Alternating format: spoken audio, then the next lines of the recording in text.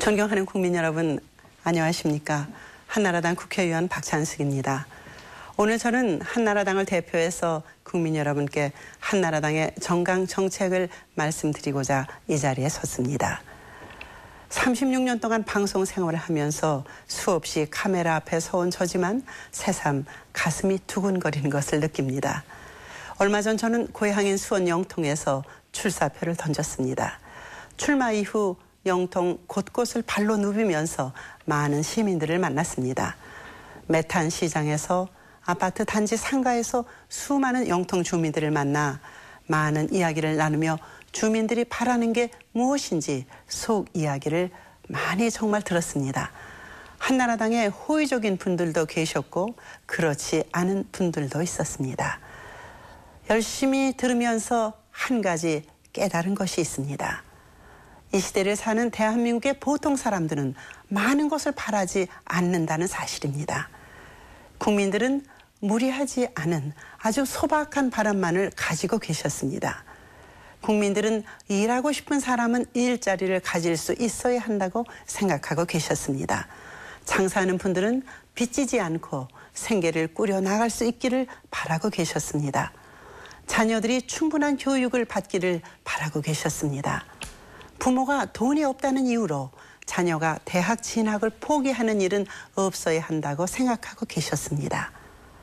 나이가 들면 자식에게 기대지 않고 인간으로서 품위와 존엄을 지키며 노년을 보내고 싶어하고 계셨습니다. 존경하는 국민 여러분, 한나라당은 국민들의 이런 소박한 바람을 잘 알고 있습니다. 그래서 오늘 무엇보다 경제를 이야기하려고 합니다. 국민의 먹고 사는 문제를 이야기하려고 합니다. 요즘 아침 저녁 뉴스를 보면 온통 경제 위기를 말하고 있습니다. 하루가 멀다 하고 유가는 신기록을 경신하고 원자재 가격은 천정부지로 치솟고 있습니다. 달러 환율은 1,000원을 넘나들고 증시는 연일 곤두박질 치고 있는 형편입니다. 남편 월급 빼고 다 올랐다고 할 정도로 물가는 서민 생활을 더욱 어렵게 하고 있습니다. 그러나 우리 국민은 위기가 닥칠수록 힘을 내서 이를 슬기롭게 극복하는 저력을 보여주셨습니다. 과거 6.25 전쟁의 폐허 위에 경제 성장을 이룩했고 IMF 위기도 합심해서 극복했습니다. 모두가 한 마음으로 똘똘 뭉쳐서 노력한 결과입니다. 우리가 마음을 모은다면 지금의 경제 위기도 능히 이겨낼 수 있습니다. 이명박 정부는 위기를 위기라고 생각하지 않을 것입니다. 다시 도약할 수 있는 좋은 기회로 만들어낼 것입니다. 한나라당이 뒷받침하겠습니다. 한나라당은 나라 경제 살리기와 서민 경제 안정을 국정 운영의 최우선 과제로 추진하겠습니다. 고유가, 고물가, 고환율의 삼고의 파고를 슬기롭게 헤쳐나가 제2의 한강의 기적을 달성하는 전기를 마련하겠습니다. 주거비와 의료비, 생활비 등 7가지 서민 고통을 해결하는 것은 물론 기름값과 통신비, 약값 등 6대 생활비의 거품을 반드시 제거해서 민생 안정에 주력하겠습니다. 존경하는 국민 여러분, 요즘 20대를 88만 원 세대라고 부릅니다. 일자리가 없어 비정규직으로 떠도는 20대 젊은이. 그들의 한 달 평균 임금이 88만 원이어서 붙여진 이름이라고 합니다. 일자리를 찾아 떠도는 모습이 우리 시대를 사는 20대 젊은이들의 현 주소입니다. 젊은이들에게 필요한 것은 무엇보다도 일자리입니다. 일자리는 젊은이들에게 미래고 꿈입니다. 아무리 많이 배운들 힘써 일할 직장이 없다면 그 무슨 소용이 있겠습니까? 흔히 사람들은 30대 초반까지 배운 지식과 노하우로 평생을 먹고 산다고 말합니다. 한창 사회를 배우고 현장을 누벼야 할 젊은이가 실업의 멍에를 안고 살아가는 것이 현실입니다. 최고의 복지는 일자리입니다. 일할 수 있는 기회를 제공하는 것입니다. 한나라당은 더 많은 일자리를 만들어내는 것을 최우선 과제로 삼고자 합니다. 특히 젊은이들이 일하고 싶은 질 높은 일자리를 만드는데 최선을 다하겠습니다. 일자리는 기업이 만드는 것이며 정부의 역할은 좋은 기업을 육성하는 것입니다. 우리 사회는 그간 기업하기 좋은 나라와는 거리가 멀었습니다. 기업을 적대시하는 풍조가 아직 남아있고 온갖 규제로 기업 활동을 올가매었습니다. 정부가 기업을 이끌던 시대는 지나갔습니다. 정부는 이제 자유로운 기업 활동을 보장해야만 합니다. 기업하기 좋은 제도와 환경을 만들어야 하고 기업이 그래야 살아나고 더 많은 기업이 생겨날 것입니다. 기업하기 좋은 사회를 만들어야 투자도 늘고 질 좋은 일자리도 생겨납니다. 한나라당은 반드시 경제를 살려서 국민에게 희망을 안겨드리겠습니다. 물가를 철저히 점검해 서민 가계를 안정시키겠습니다. 젊은이들이 일하고 싶은 직장을 많이 만들도록 최선을 다하겠습니다. 불필요한 규제를 혁파해 기업이 투자를 늘리도록 하겠습니다. 한나라당은 말보다 실천으로 국민 여러분께 보답하겠습니다. 집권 여당의 책임을 다하겠습니다. 존경하는 국민 여러분, 이명박 대통령이 취임한 지 채 한 달이 못 됩니다. 지난 대선에서 현명하신 국민 여러분께서는 경제와 교육을 망친 무능한 정권을 심판하고 한나라당과 이명박 대통령을 선택해 주셨습니다. 새 정부에 대한 기대도 그 어느 때보다 크다는 것을 잘 알고 있습니다. 그러나 대통령은 바뀌었지만 진정한 정권 교체는 아직도 이루어지지 않았습니다. 이념의 시대에서 실용의 시대로 바뀌었지만 이 시대 정신을 실천할 체제는 과거 그대로입니다. 일하는 정부를 법으로 뒷받침할 입법부 구조도 여전히 여서야 됩니다. 이번 총선은 국민들이 선택한 이명박 정부가 일할 수 있도록 여건을 마련해주는 선거입니다. 경제를 살리고 나라를 바로 세우도록 국민께서 힘을 주셔야 합니다. 국회가 일하고자 하는 정부의 발목을 잡도록 허용해서는 안 됩니다. 이명박 대통령은 경제를 살리기 위해 정부부터 개혁하고 있습니다. 작고 효율적인 정부를 목표로 방대한 조직도 줄이고 기능을 재편했습니다. 말 그대로 국민의 공복으로서 역할을 다하도록 일하는 정부를 실현해 가고 있습니다. 그러나 국민 여러분께서도 아시다시피 정부 조직 개편 과정에서 국회는 정부 개혁을 뒷받침하지 못했습니다. 아직도 노무현 정권 핵심들은 임기제를 앞세워 정부 기관과 공기업 수장 자리를 차지하고 있습니다.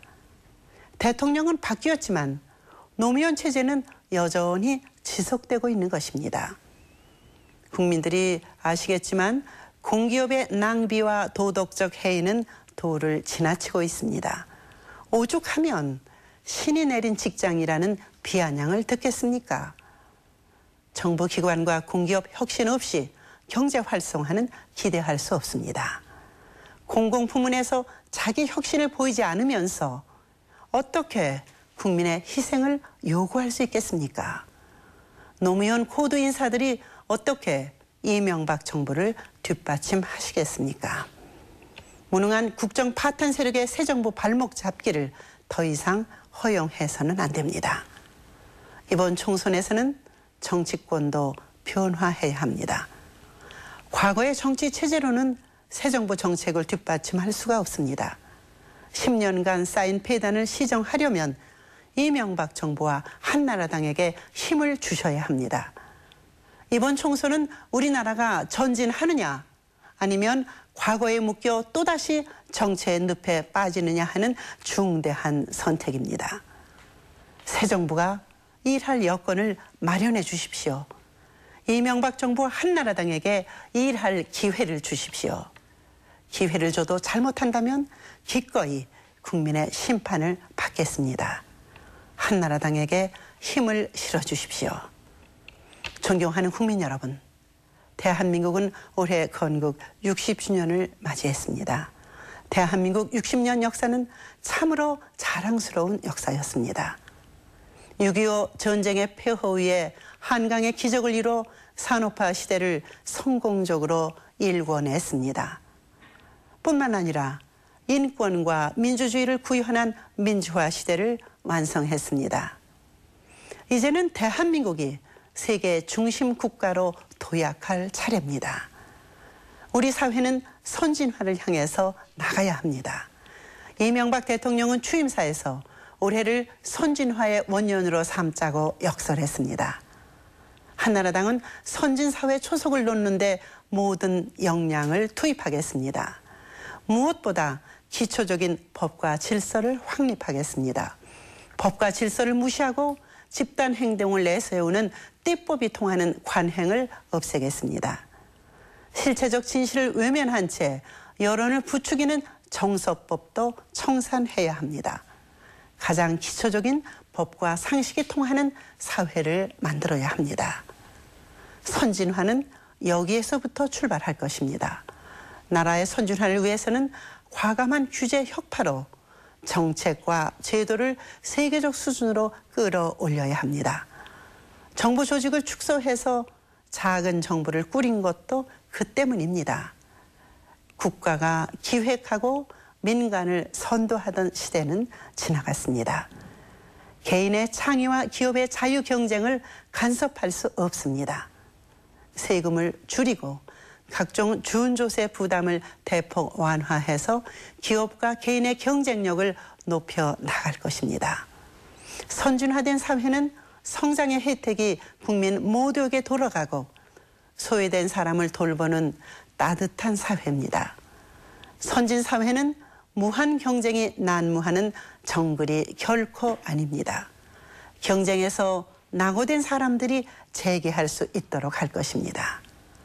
사회적 약자들이 당당히 사회 구성원으로 대접받는 사회를 만들 것입니다. 한나라당은 소외된 곳, 그늘진 곳을 찾아다니겠습니다. 존경하는 국민 여러분, 한나라당은 국민들이 원하는 정치권의 변화를 주도해 갈 것입니다. 무엇보다 이번 총선에서 인적 쇄신을 단행하고자 합니다. 한나라당 텃밭인 영남에서부터 변화의 바람을 일으키고 있습니다. 절반에 가까운 현역 의원들을 교체했습니다. 공천 대학살이라는 말이 나올 정도로 과감한 결단을 내렸습니다. 젊고 참신한 신진 인사들을 등용시켜 정치권의 새바람을 불러일으키고 있습니다. 한나라당은 스스로 자기 희생을 통해서 변화하고 있습니다. 이번 공천에 탈락된 분들 중에는 억울한 분들도 계실 것입니다. 그러나 국민이 기대하는 정치권 쇄신은 이제 시작이라고 할 수 있습니다. 개혁공천은 단순한 인물 교체가 아니라 정치권 변화의 시작입니다. 새로운 인물들이 한나라당을 변화시켜 나갈 것입니다. 야당의 체질을 벗고 집권 여당으로서 역할과 책임을 다할 것입니다. 달라진 한나라당과 후보들에게 많은 사랑을 보내주십시오. 국민 여러분께 더 잘 사는 나라로 보답하겠습니다. 힘을 모아주십시오. 이제 마칠 시간이 다 돼갑니다. 마지막으로 국민 여러분의 마음을, 우리 모두의 마음을 너무도 아프게 했던 이혜진 양, 우예슬 양 부모님께 자식을 키우는 부모의 한 사람으로서 그 아픈 마음을 뭐라 위로해드려야 좋을지 모르겠습니다. 저는 1980년대 후반 KBS에서 잃어버린 아이를 찾습니다라는 뉴스 캠페인을 진행했었습니다. 자식을 잃어버린 가정은 그 순간 모든 것을 잃어버린다는 사실을 2년간의 취재를 통해서 뼈저리게 깨달았습니다. 18년이 지난 지금도 비슷한 사건이 도처에서 발생하고 있다는 사실이 너무 가슴 아픕니다. 정치인의 한 사람으로서 많은 책임의식을 느끼고 있습니다. 긴 말이 필요 없을 것 같습니다. 섣부른 약속과 설익은 정책을 함부로 말하는 것은 자식을 잃어버린 후 사는 게 사는 것 같지 않은 가슴 아픈 부모님들께 오히려 누가 될까 두렵습니다. 다시는 이런 일이 없도록 우리 아이들이 안심하고 다닐 수 있도록 한나라당과 저 박찬숙은 최선의 노력을 다하겠습니다. 시청해 주셔서 감사합니다. 지금까지 한나라당 국회의원 박찬숙이었습니다. 고맙습니다.